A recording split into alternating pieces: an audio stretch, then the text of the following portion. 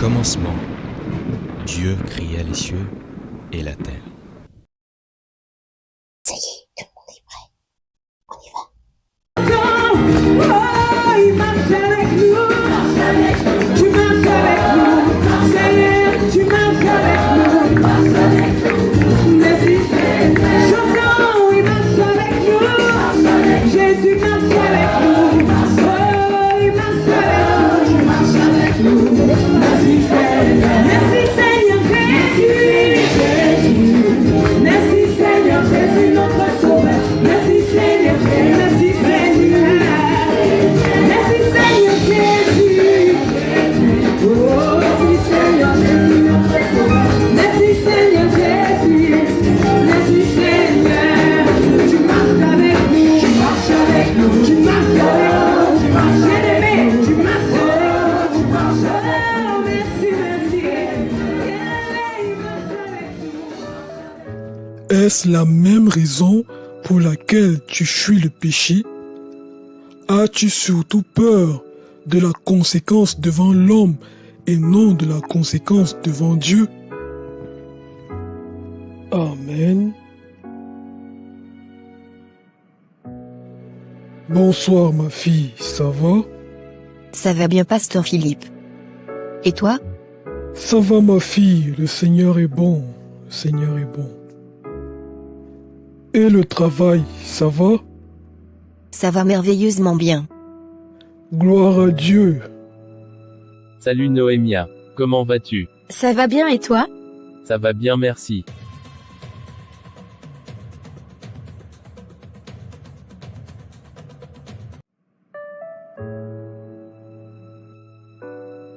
Anna? Viens s'il te plaît. Ça va? Oui, ça va bien, tu es sûr? Oui, t'inquiète surtout pas. Merci beaucoup. D'accord. Gloire à Dieu. Et toi, ça va? Et la situation au travail, comment ça évolue? Bon, frère Philippe, comme je te l'avais dit la fois dernière, j'ai été suspendu, donc je ne sais pas comment est-ce que les choses évoluent. Après ces 8 jours de suspension, je vais voir ce qu'il en est.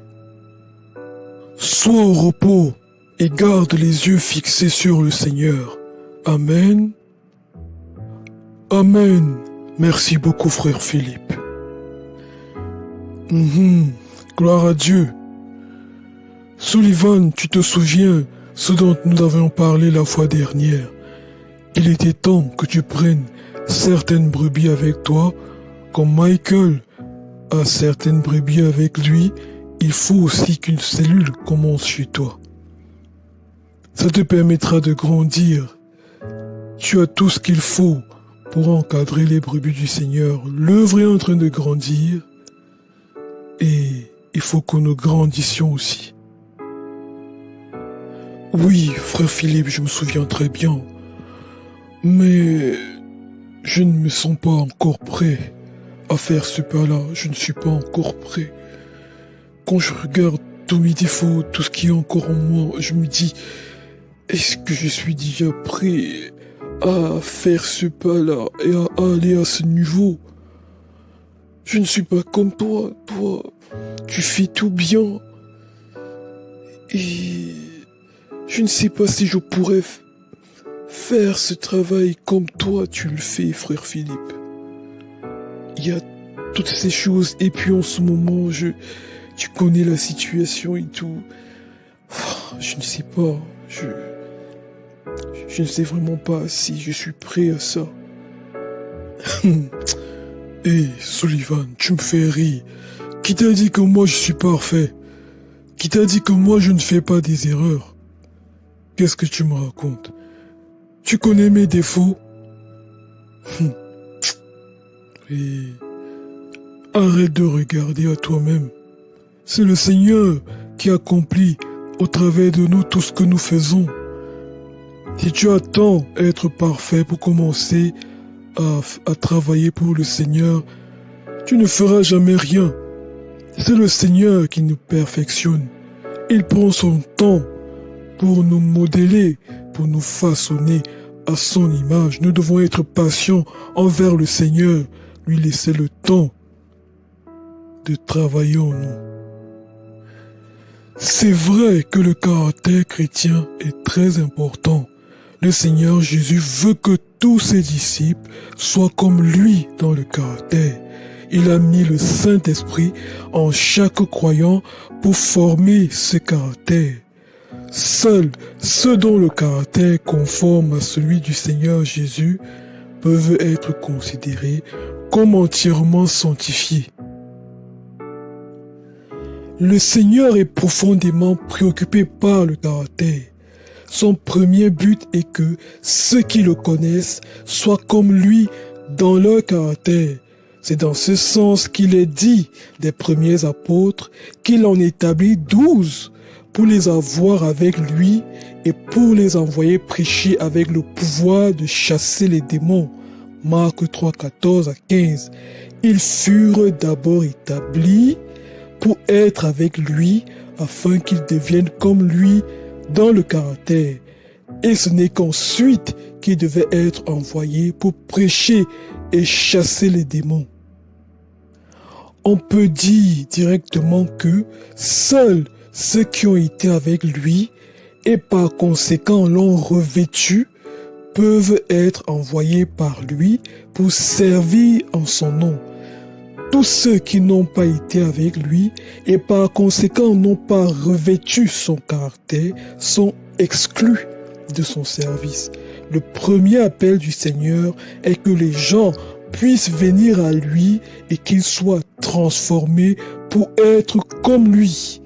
Le ministère est secondaire. C'est dans ce sens que l'apôtre Paul écrivit « Mes enfants, pour qui j'éprouve de nouveau les douleurs de l'enfantement, jusqu'à ce que Christ soit formé en vous. » Galates 4, 19. Si la vie d'une personne ne ressemble pas à celle du Seigneur Jésus, son service pour lui ne vaudra pas grand-chose. Beaucoup parlent aujourd'hui du Seigneur et tentent même de le servir, mais leur caractère témoigne contre ce que disent leurs lèvres. On disait d'un prédicateur qu'il était aussi évangéliste qu'un ange, mais 2 fois plus méchant que le diable. Ceci est tragique. Il est évident que le caractère chrétien est plus important que les dons spirituels. Cependant, que personne n'interprète ceci comme si j'étais en train de dire que les dons spirituels ne doivent pas être recherchés de tout cœur. Ils ont leur place dans la vie et le ministère du croyant et de l'Église, mais pour un ministère soutenu devant Dieu, pour le présent et le futur, c'est le caractère, la vie qui importe le plus. Justement, frère Philippe, tu me rejoins dans ce que je suis en train de dire. Je ne suis pas encore à cette image de Christ-là. Je sais que j'ai encore énormément de défauts à travailler. Sullivan, une personne qui dit « J'attendrai d'être parfait dans mon caractère avant de servir Dieu », une telle personne a déjà échoué. Car l'inquiétude est un péché et Dieu ne peut pas l'aider à être comme Christ pendant qu'il se livre à l'inquiétude. La Bible dit « Qui de vous, par ses inquiétudes, peut ajouter une coudée à la durée de sa vie ?» Matthieu 6, 27. Sullivan, moi aussi je veux te poser cette question. Et qui d'entre vous, en étant anxieux, peut ajouter un iota à la ressemblance à Christ dans son caractère? La chose à faire, c'est de dire « Seigneur, je ne suis pas ce que tu veux que je sois. Je suis un être déformé. Je veux que tu me changes. Je ne peux pas me changer moi-même. Je suis prêt à me soumettre à la discipline de la croix afin que ton caractère soit produit en moi. Je t'obéirai et j'attendrai que tu le fasses. Je me soumets à toi maintenant et te demande de travailler le plus tôt possible et avec le plus haut degré de profondeur pour t'assurer que je suis ce que tu veux que je sois. Ceux qui vont avec une telle attitude devant Dieu verront que Dieu les prend au sérieux et commence l'œuvre de la transformation de leur caractère, doucement là où cela est nécessaire et rapidement là où cela est nécessaire. Quelquefois, ce sera si pénible que celui qui est en train d'être transformé serait tenté d'abandonner. Néanmoins, il doit aller de l'avant avec le Seigneur. Il refusera de se justifier devant des échecs. Il appellera tout manque de tendresse, péché, tous les actes d'indiscipline, péché, tout désordre, péché, etc. Il confessera de tels péchés et insistera devant Dieu qu'il soit différent et Dieu l'accomplira. Je comprends, frère Philippe. Je n'ai pas envie de te mettre la pression ou de te brusquer. Prends le temps devant le Seigneur pour lui présenter la chose. Tu es libre d'accepter ou pas. Mais quand tu auras pris une décision, reviens vers moi et je vais prier pour toi.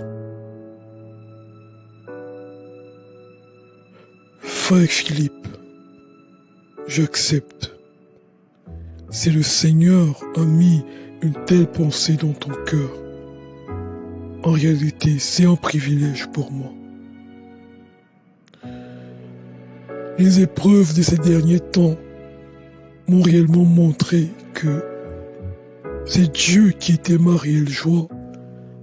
Je vis cette situation au travail, mais je ne suis pas attristé, je ne suis pas abattu, parce que j'ai ma conscience claire et je sais que Dieu est avec moi.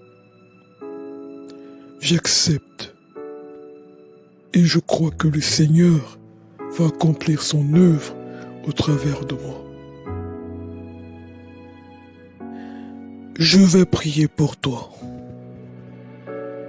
Seigneur, je te bénis pour la vie de Sullivan.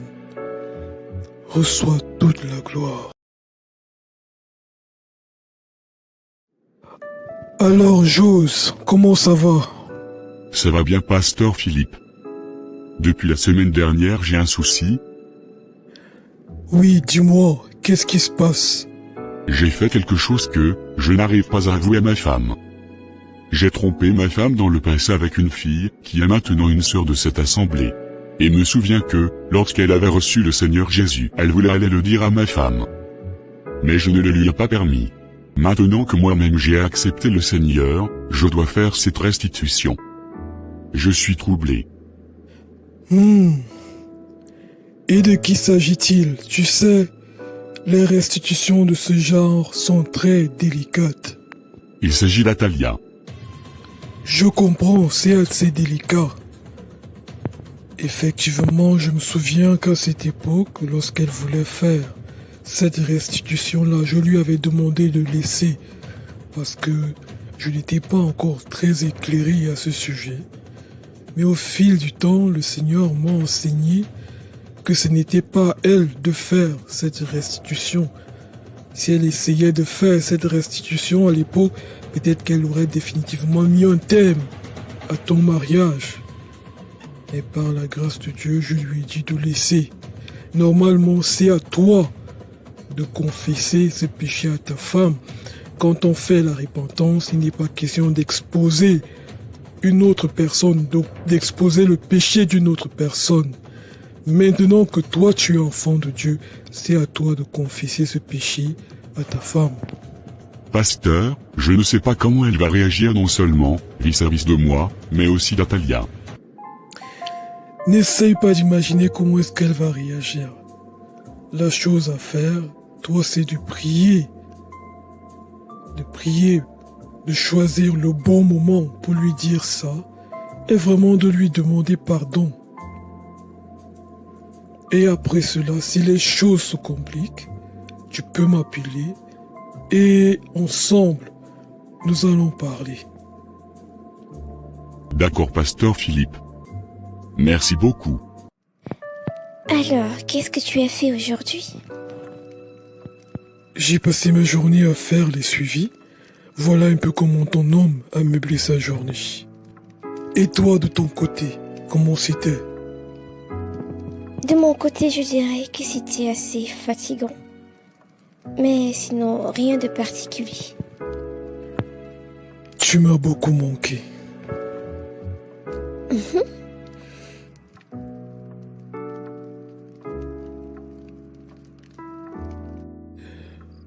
Ma chérie, j'ai pensé à quelque chose aujourd'hui en journée. Je pense qu'il est temps que nous cherchions une nouvelle maison. Et d'autant plus que le frère Philippe va nous confier maintenant certaines brebis. Nous allons commencer à avoir des assemblées ici. Ah oui, le frère Philippe t'a dit ça? Oui, c'est cela. Il m'en avait déjà parlé, mais voilà, je n'avais pas la tête à ça. Et à vrai dire, j'avais peur. Aujourd'hui encore, il m'en a parlé. Et je pense que le Seigneur nous fait confiance. Si le Seigneur a déposé cela sur son cœur, c'est qu'il estime que nous pouvons prendre soin de ces âmes. Dis-moi, Sullivan, tu penses vraiment que nous pouvons prendre soin de ces âmes? Enfin, je veux dire, tu connais notre histoire, tu connais nos échecs, nos déboires, notre histoire n'est pas si lisse que ça. Tu penses vraiment que nous pourrons pourvoir de modèles à ces âmes? Enfin, j'ai envie de dire, Michael et Lasma sont parfaits. Ils ont tout ce qu'il faut pour prendre soin de ces personnes et leur montrer le modèle à suivre. Mais tu penses que nous sommes à la hauteur? Ma chérie, là n'est pas la question. Est-ce que tu veux? Est-ce que tu es disposé à le faire avec moi? Le Seigneur ne cherche pas des personnes capables, mais il recherche des personnes au cœur disposé. Est-ce que tu le veux, ma chérie? Est-ce que tu veux m'accompagner dans cette tâche que le Seigneur est en train de nous confier?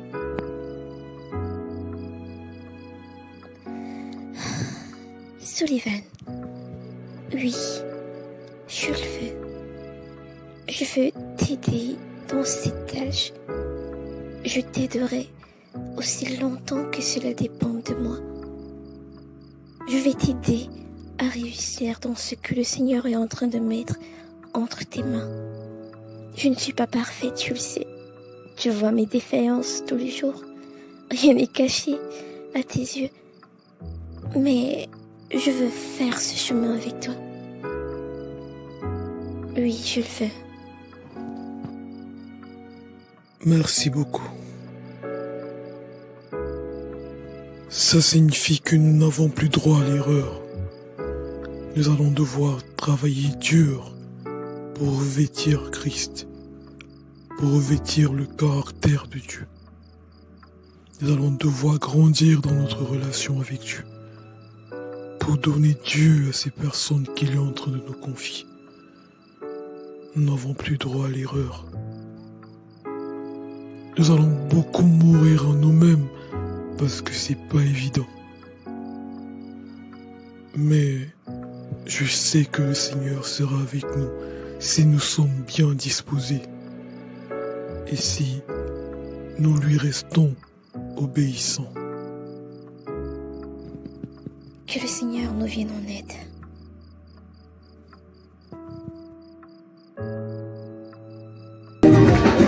J'entends